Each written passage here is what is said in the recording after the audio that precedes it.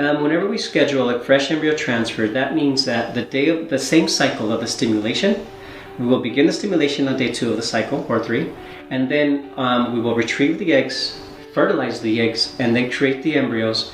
And if all of the factors are positive, as far as the endometrial lining, as far as the hormone levels, progesterone levels, the embryo development, if everything looks positive, if everything looks like everything's going perfectly well, excellent.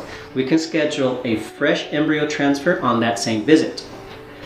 If it has been determined that something is out of the ordinary, say your endometrial lining is too thin, say your progesterone levels are too high, say the embryos will need to be frozen just in case, we will freeze the embryos, you will return back home, and then 2 to 3 cycles later, you can come back to have the embryos transferred within a frozen embryo transfer.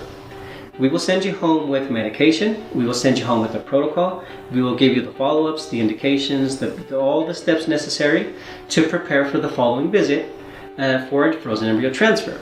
Now, the differences between the success rates on a fresh or frozen, it's from a 1 to 2%. It's not that big of a difference on the success rates between a fresh or frozen.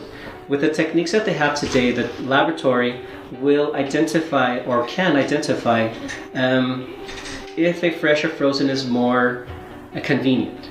So depending on your specific individual circumstances will determine whether we do a fresh embryo transfer on the initial 21-day visit or a frozen embryo transfer on a second visit in the future.